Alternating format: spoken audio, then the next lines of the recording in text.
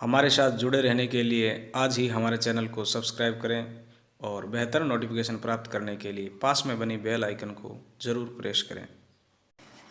नमस्कार दोस्तों, स्वागत है आपका हमारे YouTube चैनल में।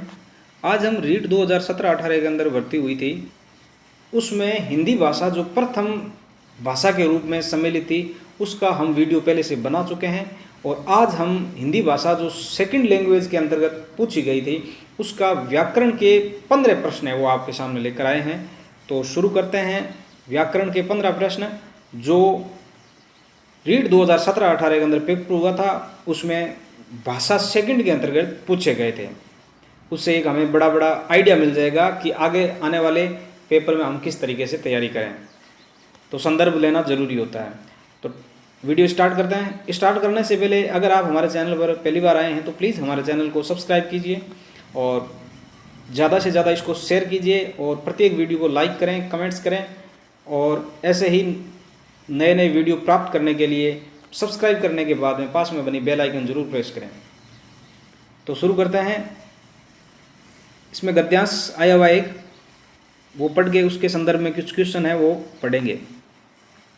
मानव के पास समस्त जगत को देखने परखने के दो नजरिए हैं, एक आशावादी जो हमेशा आशावान रहता है, दूसरा निराशावादी जिसके मन में निराशा भरी हुई होती है। इसे सकारात्मक और नकारात्मक दृष्टि भी कहते हैं। जो आशावादी होते हैं वो सकारात्मक भाव का मन रखते हैं और जो निराशावादी होते हैं वो नकारात्मक दृष्टिकोण रखते हैं। जो आशावादी या सकारात्मक मार्ग पर चलते हैं वे सदैव आनंद की अनुभूति प्राप्त करते हैं तथा निराशावादी या नकारात्मक दृष्टि वाले दुख के सागर में डूबे रहते हैं और सदा अपने आप को प्रस्थापित करने के लिए तर्क किया करते हैं। वे भूल जाते हैं कि तर्क और कुतर्क से ज्ञान का नाश होता है एवं जीवन में विकृति उत्पन्न होती है। आशावादी तर्क नहीं करता है, फलस्वरूप वह आंतरिक आनंद की प्रतीति करता है। वह मानता है कि आत्मिक आनंद कभी प्रहार या काटने की प्रक्रिया में नहीं है। इसलिए जगत में सदा आशावादी पनपा है। उसने ही महान व्यक्तियों का सृजन किया है। किसने? आशावाद ने। निराशावाद या नकारात्मकता की नींव पर कभी किसी जीवन प्रासाद का निर्माण नहीं हुआ है। प्रासाद या भवन अर्थात महल का प्रतीक है। तो इसके संदर्भ में जो प्रश्न थे वो पढ़ लेते हैं। जगत शब्द में लिंग है, जगत शब्द में पुल्लिंग शब्द है, जगत पुल्लिंग शब्द है। विकृति में उपसर्ग है, विकृति में वि उपसर्ग है। आगे है इक प्रत्यय है। इक प्रत्यय आत्मिक में, आत्मा मूल शब्द है और इक प्रत्यय इसमें लगा है। इसके साथ साथ प्रत्येक में एक प्रत्यय है, अर्जित में इत प्रत्यय है और अनेक में अन उपसर्ग और एक मूल शब्द है। वे सर्वनाम है। वे सर्वनाम अन्य पुरुषवाचक सर्वनाम है। अन्य पुरुषवाचक सर्वनाम है। निम्न में क्रिया शब्द है। क्रिया शब्द जो किसी कार्य के करने या होने का बोध करवाए। तो कर्ता है वो क्रिया शब्द है, यानी करना। उसके बाद में एक अपठित पद्यांश दिया हुआ है। भाषा प्रथम में 2 गद्यांश थे और इसमें एक गद्यांश है और एक पद्यांश दिया हुआ है। युद्ध निरंतर,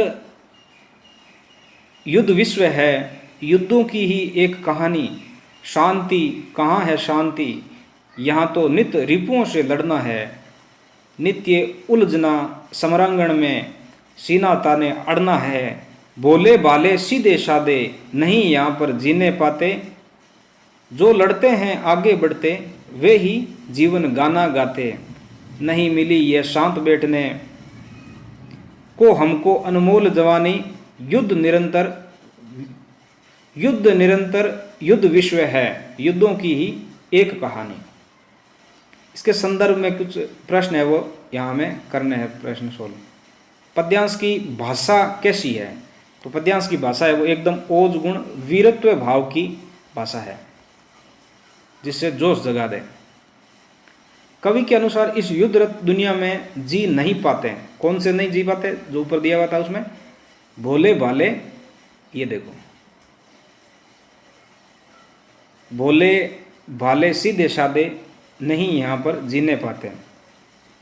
सही उत्तर होगा भोले भाले व सीधे साधे लोग हैं वो यहाँ युद्धरत दुनिया में नहीं जी पाते।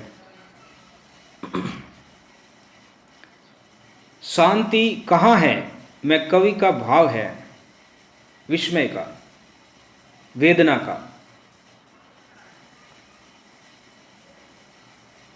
अगला प्रश्न है, पद्यांश में सामासिक चिन्ह युक्त चरण है 7वां और 10वां। देख लेते हैं सामासिक, जिसमें ये 7वां और ये 10वां, ये है, ये जो बीच में चिन्ह आया हुआ है इसको सामासिक पद कहते हैं। जीवन गाने पद्यांश में, ठीक है। अगला प्रश्न है, कवि विश्व को युद्धों की ही एक कहानी मानता है क्योंकि इसमें युद्ध सतत रूप से चल रहे हैं। अगला प्रश्न है, सार्स की तरह लंबी गर्दन बड़ी अजीब लगती है में विशेषण पदबंध है। गर्दन की विशेषता बताई हुई है, विशेषण पदबंध पूछा है, गर्दन की विशेषता बताई है कि सार्स की तरह लंबी, तो ये इसका सही उत्तर होगा, विशेषण पदबंध है, सार्स की तरह लंबी, गर्दन की विशेषता ये है।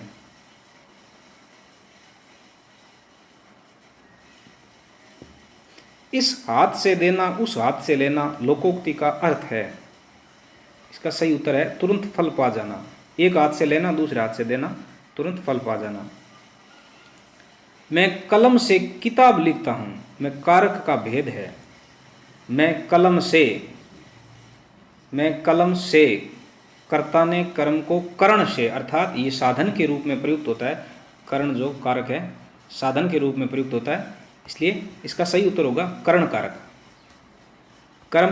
कर्म को अपादान से पृथक के संदर्भ में प्रयुक्त होता है, और संबंध काके की नानैनी रारेरी, ये संबंध कारण कारक तत्पुरुष है। राम घर तक गया है, राम घर तक गया में अव्यय है, तो राम का घर से संबंध बता रहा है, तो ये संबंध बोधक अव्यय है। अगला प्रश्न है, बर्फ पड़ते देख हमने एक धर्मशाला में शरण ली, वाक्य है, तो इसका सही उत्तर होगा सरल वाक्य। सरल वाक्य में एक ही उद्देश्य और एक ही विधेय होता है, और मिश्र वाक्य में क्या होता है कि जिस वाक्य में एक तो प्रधान उपवाक्य होता है तथा एक या एक से अधिक आश्रित उपवाक्य होते हैं, यानी एक तो प्रधान होता है और एक उसके आश्रित होता है, यानी वो अगर निकाल दिया जाए तो उसका पीछे कोई अर्थ नहीं बचता है संदर्भ। और संयुक्त वाक्य में क्या होता है कि जिस वाक्य में दो या दो से अधिक साधारण वाक्य और एक प्रधान उपवाक्य होता है तो वहाँ संयुक्त वाक्य होता है। और ये क्या होते हैं कि योजक शब्दों से जुड़े होते हैं,